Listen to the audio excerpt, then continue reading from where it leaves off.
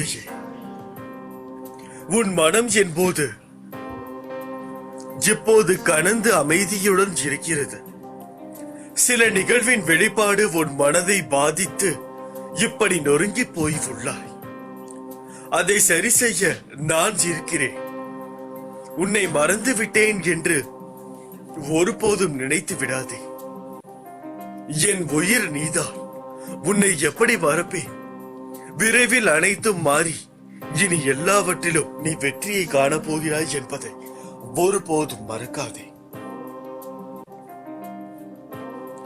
எப்போதும் ஞாபகம் வைத்துக் கொள்ளுங்கள், இப்போது இருக்கும் உங்கள் நிலைதான் முடிவான ஒன்று என்று இருக்காதீர்கள்.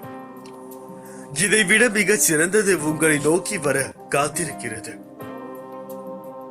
உண்மையிலேயே நீ என்னிடம் சரண் புகுந்து விட்ட குழந்தை என்றால் வேண்டியதை அளிக்க தயாராக நான் இருப்பதை நீ உணர்வாய். என்னிடம் இந்த கணமே பூரண சரணாகதி அடையுங்கள். மற்ற எல்லாவற்றையும் நான் பார்த்துக் கொள்வேன். என் வாழ்வில் நான் எல்லாம் இழந்து நிற்கிறேன் என் அன்பு தந்தையே என்று நீ சொல்கிறாய். உனக்கு அற்புதத்தை நிகழ்த்த வேண்டியது என்னுடைய கடமை. அதை யாராலும் எப்படியாக இருந்தாலும் தடுக்க முடியாது. ஏனென்றால் நீ என்னுடைய குழந்தை என்று அனைவருக்கும் தெரியும். அப்படி இருக்கும் பொழுது யாராலும் உன்னை ஒரு தீய எண்ணத்துடன் நெருங்க கூட முடியாது. யாரும் இல்லை என்ற எண்ணம் எதற்காக உனக்கு? யாரும் இல்லை என்று ஒரு ஓரமாய் புழுங்கிக் கொண்டு அழுகிறாயே ஒரு நிமிடம் அல்லது ஒரு நொடி நான் உன் நினைவுக்கு வந்திருந்தால் நீ இப்படி புலம்ப மாட்டாய். நீங்கள் என் கூடவே இருக்கும் போது எனக்கு ஏன் இவ்வளவு சோதனைகள் என்றுதான் நீ வருந்துகிறாய். என் குழந்தையே, உன்னுடைய இந்த சோதனைகள் ஒரு நல்ல வாழ்க்கைக்கு உன்னை அழைத்து செல்லும். நீ என் வாழ்க்கையை எப்படி வாழ வேண்டும் என்பதை கற்று தெரிந்து கொள். விரைவில் அனைத்துமே சரியாகும். அதற்கான நேரம் காலம் அனைத்தும் தொடங்கிவிட்டது என்றுதான் கூற வேண்டும். ஏனென்றால் இந்த உலகத்தில் வாழ்வதற்கு நாம் முழுவதுமாக நல்லவர்களாக இருந்துவிடவும் முடியாது. ஒரு சில இடத்தில் சில பொய்கள் கூற வேண்டியதாக தான் இருக்கிறது. ஒரு நாளும் எடுக்க நினைத்த முயற்சியில் இருந்து விடுபட நினைக்காதே. முழுவதுமாக அதில் ஈடுபடு. எதற்காகவும் எந்த விதமான சூழ்நிலையிலும் கவலைப்படாமல் இரு. உன்னை இந்த அற்புதமான அழகான உலகத்திற்கு அறிமுகப்படுத்தியவன் நான். உன்னை நிச்சயமாக அனைத்திலும் இருந்து நான் பாதுகாப்பேன்.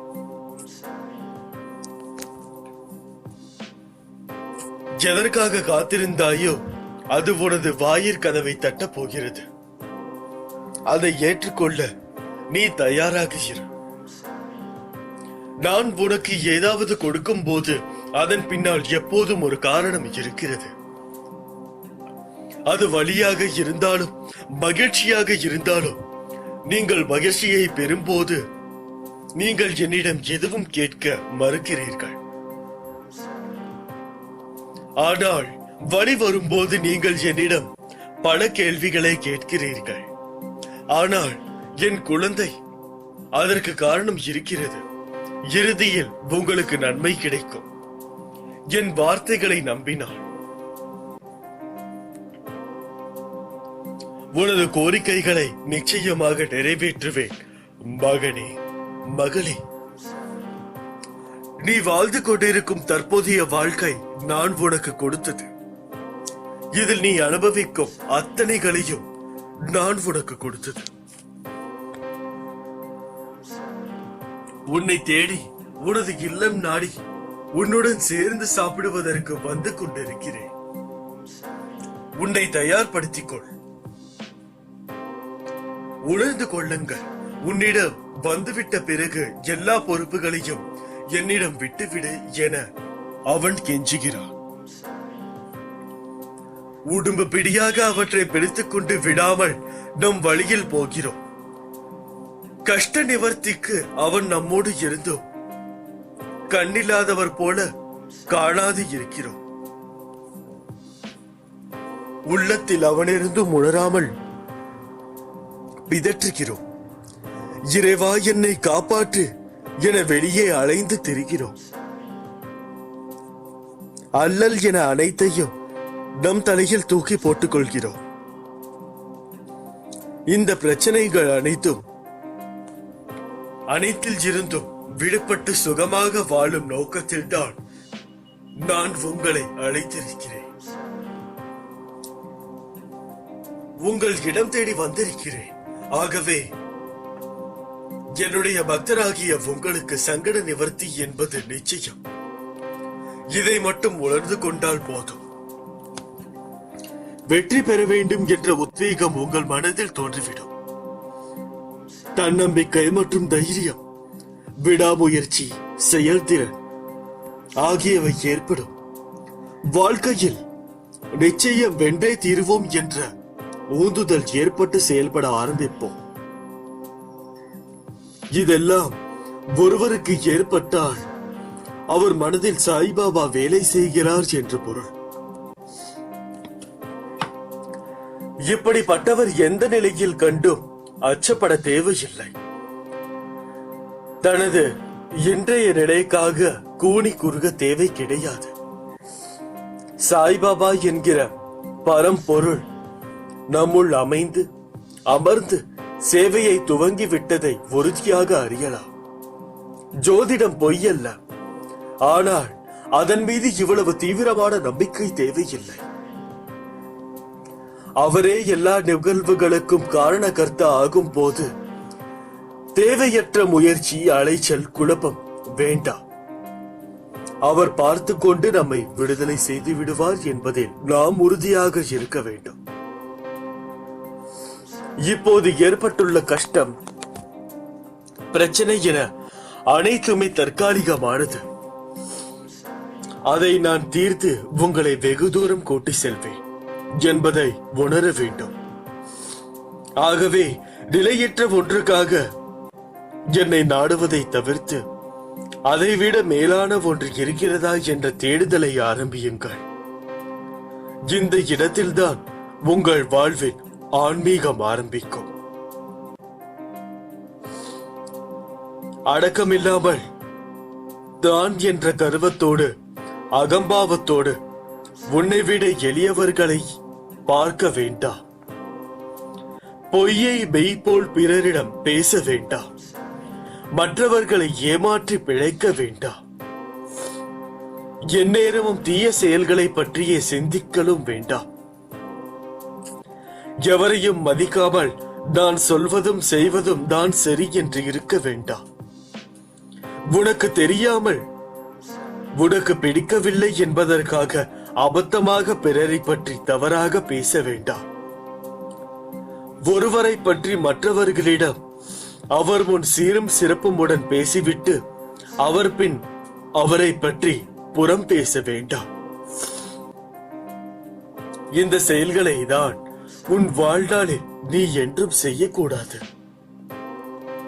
ஒருவேளை இதுவரை நீ தெரிந்தோ தெரியாமலோ யாருக்காவது இவ்வாறு செய்திருந்தால் அவர்களிடம் மன்னிப்பு கேட்டுவிடு.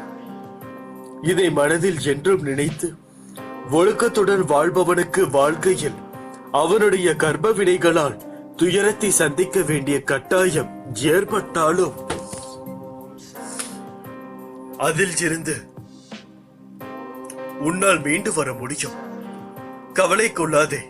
உன்னை சூழ்ந்து இருக்கிற இருளை என் அருளால் அழித்து உன்னை வெற்றி அடைய வைப்பேன். அனைத்தும் நன்மையாக முடியும்.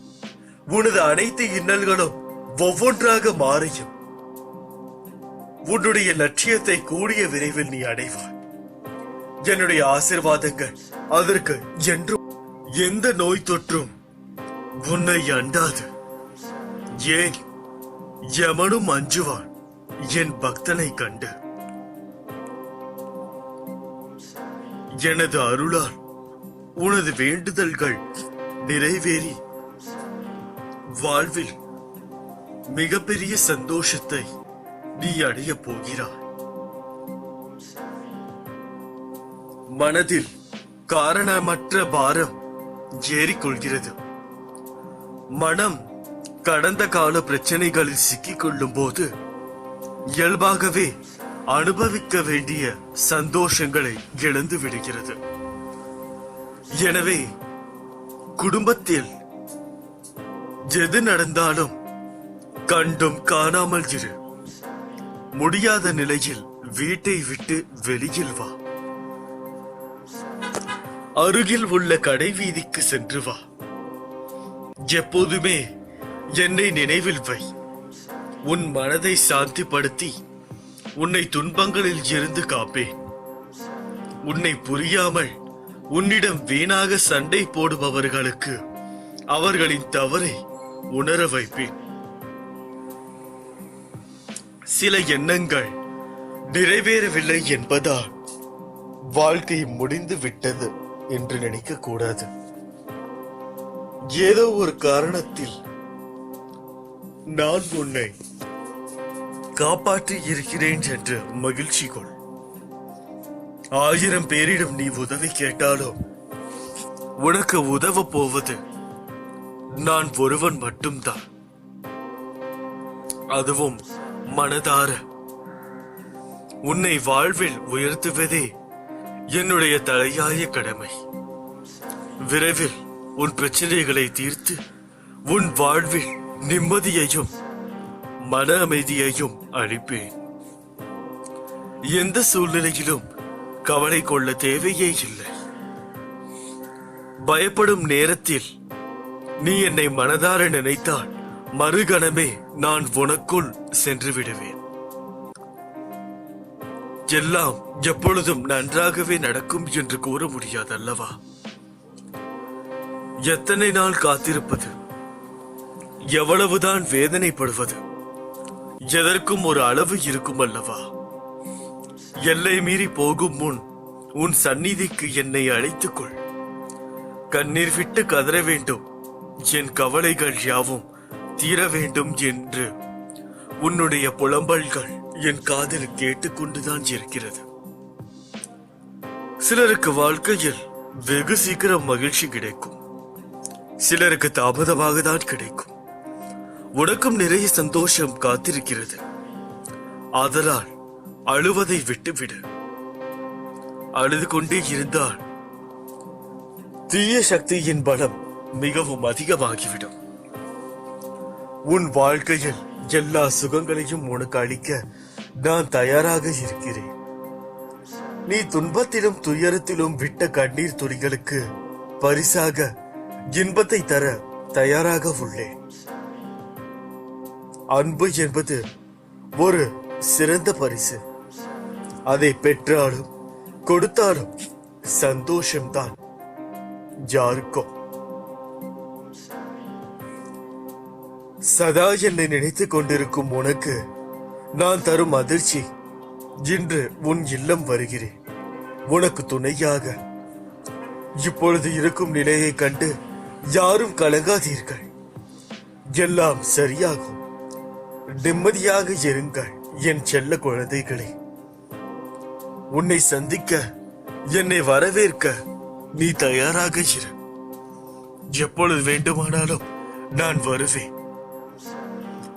நான் உனக்கு பலமுறை என் இருப்பை கொடுத்தாலும் நீ இன்னும் சின்ன சின்ன விஷயங்களுக்காகவே கவலைப்படுகிறாய். நீ என்னை எப்போதும் உன் இதயத்தில் நினைத்துக்கொள். நான் உன்னிடம் வந்திருக்கிறேன். என்னை நீ பிடித்துக்கொள். நீ கவலைப்படும் போது அதை நிவர்த்தி செய்வது எனது கடமை. நான் உனக்காக புன்னகைத்துக் கொண்டு உன் வீட்டு வாசலில் காத்திருக்கிறேன்.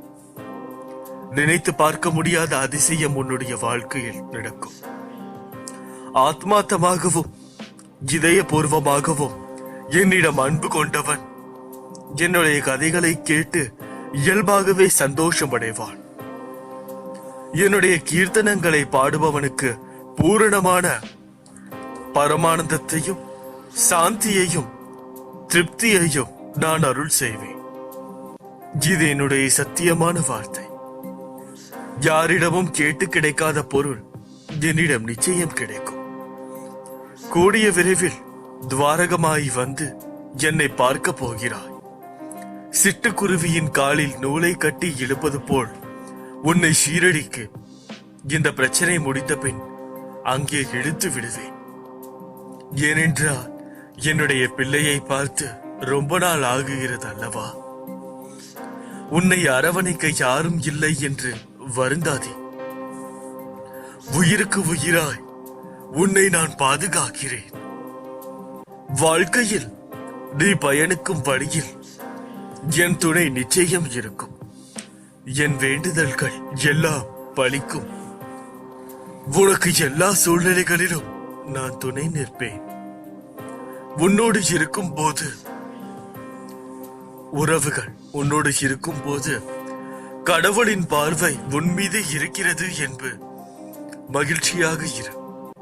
தன்னந்தனியாக நிற்கும் போது கடவுளே உன்னோடு இருக்கிறார் என்று நம்பிக்கையோடு இரு.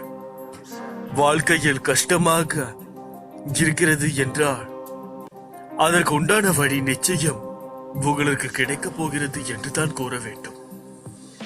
திடீர் என்று ஒரு திருப்பம் வரும். அதுவரை பொறுமையாக இரு மனமே.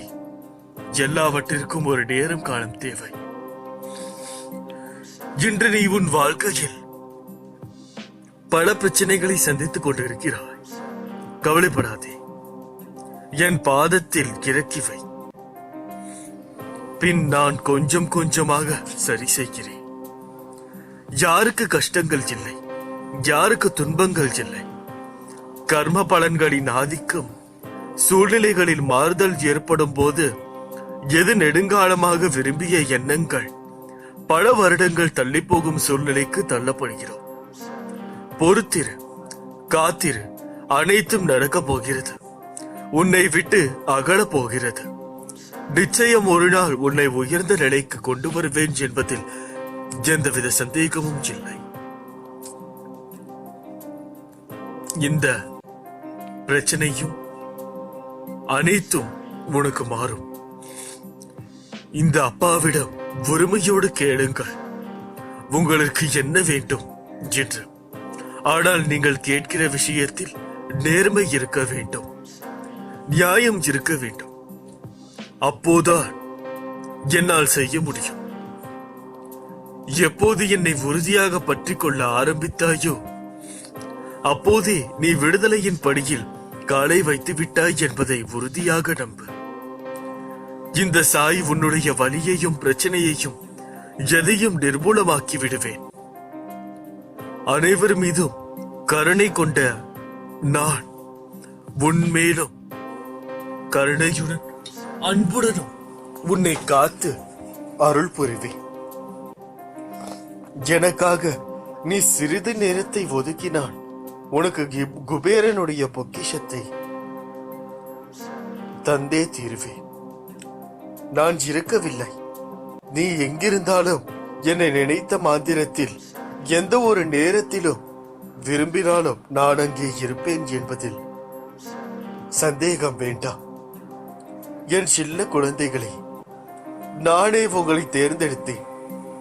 எத்தனை ஜென்மங்கள் எடுத்தாலும் அத்தனை ஜென்மமும் நம் பந்தம் பின்தொடரும் என்பதில் யாரும் உறுதி அளிக்க தேவையில்லை.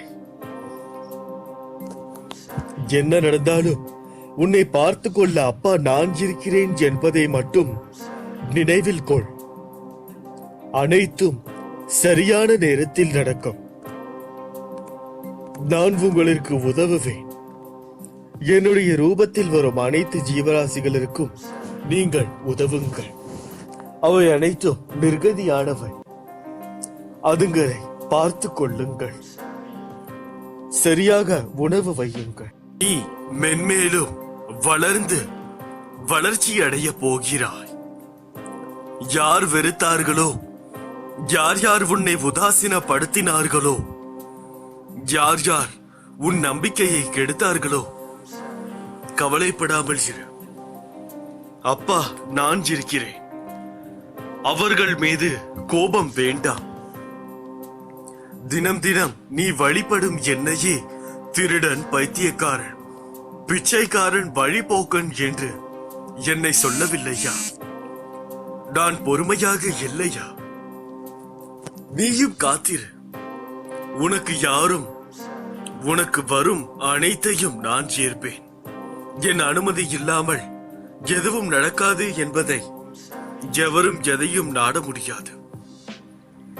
கலங்காதே, அனைத்தையும் பொடி பொடியாக போகிறது. கண்களை மூடிக்கொள்ளாதே. என் நாமத்தை உச்சரிக்கும் உன் மனம் தெளிவாகும். இழந்ததை மீண்டும் பெறப் போகிறார். உன்னை நாடி வரும் நேரம். எத்தனை பேர் கைவிட்டாலும் நான் உன்னை கைவிட மாட்டேன். ஏன் இப்படி இருக்கிறாய்? எதற்கெடுத்தாலும் புலம்பலும் அழுகையும். ஏன் உன் சாய் மீது உனக்கு நம்பிக்கை இல்லையா? எல்லா பிரச்சனைகளையும் நான் பார்த்துக் கொள்கிறேன் என்று கூறினேன். பின் உன்னை எப்படி நான் கைவிடுவேன்? ஏன் இந்த நடுக்கம்? ஒரு பிரச்சனை என்றால் என்னை தான் கூப்பிடுகிறாய். அதே நேரத்தில் இது நன்றாக நடக்குமா, இது சாய் நமக்கு நிறைவேற்றி தருவார்களா என்றும் யோசிக்கிறாய். இது ஏன் இவ்வளவு நாள் எல்லா பிரச்சனைகளுக்கும் உனக்கு தீர்வை நான் கொடுத்தேன். இப்பொழுது உனக்கு பிரச்சனைகளுக்கும் தீர்வை கொடுக்க மாட்டேனா? ஏன் இப்படி நீயே உன்னை காயப்படுத்தி கஷ்டப்படுத்துகிறாய்? உன் சாய் உனக்கான அனைத்தையும் சரியாக்குவேன் என்று நினைத்துக்கொள். நிச்சயம் உன்னை கைவிடவும் மாட்டேன். உனக்குள் இப்போது எல்லாம் எதையோ இழந்ததை போன்ற ஒரு தோற்றம். போராட சக்தி இல்லாதது போல் வலு இழந்து இருப்பது போன்று உணர்கிறாய். இப்போது உள்ள சூழ்நிலைகள் உனக்குள் இருந்த நம்பிக்கை என்னும் கண்ணை மறைக்கின்றது. நீ தளராதே. இதைவிட மோசமான சூழ்நிலை வந்தபோது கூட நீ அசரவில்லை. ஆனால் அன்பானவர்கள் என்றும் நினைக்கும் நபர்கள் உனக்கு யதார்த்தமாக கூறினாலும் அதை ஏன் பெரிய விஷயமாக எடுத்துக் கொள்கிறாய்? உன் மீது உரிமையில் தானே கூறுகிறார்கள். அது உன்னை கஷ்டப்படுத்தினாலும் அதை ஏற்றுக்கொள். அதில் எதுவும் தவறு இல்லை. விட்டு கொடுத்து போவதில் ஒரு மனநிறைவு கிடைக்கும். அதை நீ கண்டிப்பாக உணர்வாய். ஏன் நான் இப்படி இருக்கிறேன் என்று என்னிடம் வேண்டுகிறாய்? நிச்சயம் உன் சூழ்நிலைகளும் உனக்கான நேரமும் தான் உன்னை இப்படி சிதக்க வைக்கிறது, சிந்திக்கவும் வைக்கிறது. இதில் உன் தவறு இல்லை. நீ வீணாக எல்லாவற்றையும் நினைத்து உன் மனதை கேட்டு அதை போட்டு குழப்பிக் கொள்ளாதே. உனக்கு தேவையான அனைத்தும் விரைவில் உன்னை தேடி வரும். நீங்கள் இப்படி சொல்கின்றீர்கள், ஆனால் எதுவும் மாறவில்லையே என்று நினைக்கிறாயா? உனக்கான நல்ல நேரம் வரும் என்று நான் நம்பிக்கையாய் கூறுகிறேன். அதே போல நீயும் நினை. நீ நினைக்கும் பொழுது இந்த பிரபஞ்சத்தின் சக்தி சற்று உண்மையாக நம்பிக்கையுடையதாக மாறும். நீ எந்த அளவுக்கு நேர்மறையாக நம்புகிறாயோ அதே அளவுக்கான நேர்மறை எண்ணங்களும் தோற்றங்களும் உன்னுடைய வாழ்க்கையில் நிச்சயமாக நடக்கும். இந்த பிரபஞ்சத்தில் நாம் என்ன போடுகிறோமோ அதுதான் நம்மிடம் திரும்பி வரும் என்பதை மறந்து விடாதே. நீ ஒருவன் நல்லாக இருக்க வேண்டும் என்று மனதார சொல்லிக் கொண்டே இருந்தால் அவன் நிச்சயமாக நன்றாக இருப்பான். இதை அவன் நாசமாக போய்விட வேண்டும் என்று நீ வேண்டினான், அவன் நாசமாக தான் போவான். இது எந்தவித வார்த்தைகளிலோ அல்லது கடவுள் மூலமாகவோ நடக்கும் ஒரு விஷயம் அல்ல. இந்த பிரபஞ்சத்தின் சக்தி. இந்த பிரபஞ்சத்தில் நீ என்ன சொல்கிறாயோ, அதாவது நீ எதை திரும்ப திரும்ப சொல்கிறாயோ, நீ திரும்ப திரும்ப சொல்ல சொல்ல அந்த வார்த்தைக்கு நீ ஒரு உயிரை கொடுக்கிறாய் என்ற அர்த்தம். இப்போது ஒருவன் உன் முன்னே பயங்கரமாக கஷ்டப்படுகிறான். அவனை பார்த்து இவன் சந்தோஷமாக இருக்க வேண்டும் என்று நீ அவனை பார்க்கும் போதெல்லாம் நினைத்து கொண்டே சொல்லிக் கொண்டே இருந்தாள், அதாவது மனதார சொல்லிக் கொண்டிருந்தாள், உனக்கு அவன் சந்தோஷமாக இருக்க வேண்டும் என்ற ஒரு எண்ணத்தை உருவாக்கி நீ ஒவ்வொரு முறையும் அதை நினைக்கும் போது அந்த எண்ணத்திற்கு சக்தி கொண்டே கொடுத்து கொண்டே இருக்கிறாய் என்பது அர்த்தம். அப்பொழுது நீ சக்தி கொண்டே கொடுத்து கொண்டே இருக்கும் பொழுது அது நாளடைவில் அந்த எண்ணம், அந்த வார்த்தை மகா சக்தியை பெற்று பிரபஞ்சத்துள் ஒன்றாகி நீ யார் சந்தோஷமாக இருக்க வேண்டும் என்று நினைக்கிறாயோ அவன் எந்தவித பணமும் இல்லாமல் செல்வமும் இல்லாமல் அவன் சந்தோஷமாக இருப்பான். தான் செய்யக்கூடிய வேலையை மிகவும் அன்போடு செய்வான், சந்தோஷமுடன் செய்வான். எந்த ஒரு விதத்திலும் அவன் சோர்வடைய மாட்டான். ஆகையால் அவனிற்கு கஷ்டம் எதுவும் வரக்கூடாது என்று கூறினான். அதில் கஷ்டம் என்பதுதான் முதல் வார்த்தையாக உள்ளது. கஷ்டத்திற்கு சக்தி கொடுத்து மேலும் கஷ்டம் அடைய ஆரம்பித்து விடுவான். ஆகையால் அந்த எதிர்மறையான வார்த்தைகளை நாம் உபயோகிக்கவே கூடாது. உபயோகித்தால் எந்த ஒரு வார்த்தை முதலில் வருகிறதோ அந்த வார்த்தைக்கு தான் முழு சக்தியும் சென்றடையும். அந்த சக்தியின் பின்தான் அதனுடைய சக்திகள் பிரித்து கொடுக்கப்படும். ஆகையால் நீ சற்று யோசித்து செயல்பட வேண்டும். எதுவாக இருந்தாலும் நன்றாக யோசித்து செயல்பட்டால் மட்டுமே உன்னால் இதில் செயல்பட முடியும். இல்லையெனில் என்னிடம் நீ விட்டுவிடு. என்னிடமும் அதே கணக்குதான். எனக்கு இவ்வளவு கஷ்டம் இருக்கிறது, இந்த கஷ்டத்தில் இருந்து வெளியே வர செய்யுங்கள் என்று நீ வேண்டக்கூடாது. நான் சீக்கிரமாக சந்தோஷமான வாழ்க்கையை வாழ வேண்டும் என்று வேண்டிக் கொள்ளுங்கள். அப்பொழுதுதான் நீங்கள் பயன்படுத்தும் வார்த்தைகள் ஒரு ஊந்துகோலாக உதவும். என்னையும் புத்துணர்ச்சியோடு செயல்பட வைக்கும். உன் வாயிலிருந்து வரும் வார்த்தைகள் முதல் வார்த்தைக்காக நான் ஏங்கி நின்று அந்த முதல் வார்த்தையில் என்ன இருக்கிறதோ அதில் இருந்து என்னுடைய வேலையை நான் செய்ய துவங்குகிறேன். ஆகையால் நீங்கள் வேண்டுதலில், உங்களுடைய வேண்டுதலில் நீங்கள் கவனம் செலுத்த வேண்டும். அப்படி செய்தால் நிச்சயமாக உங்களுக்கு கூடிய சீக்கிரம் ஒரு நல்ல செய்தி வரும்.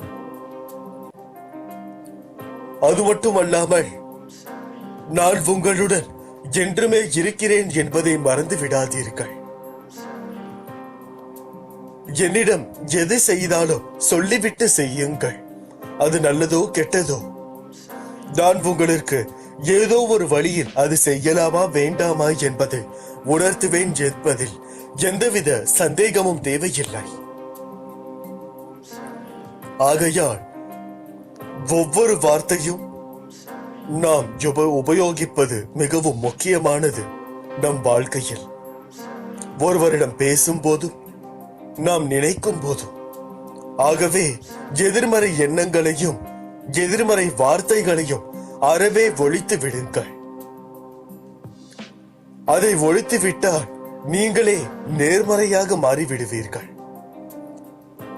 உங்களால் முடியும் என்று உங்களுக்குள்ளேயே தோன்ற ஆரம்பிக்கும். இதை வைத்து உங்கள் வாழ்க்கையில் நீங்கள் வெற்றியடையலாம். இப்படிக்கு போன் சாயப்பா. அல்லாஹ்.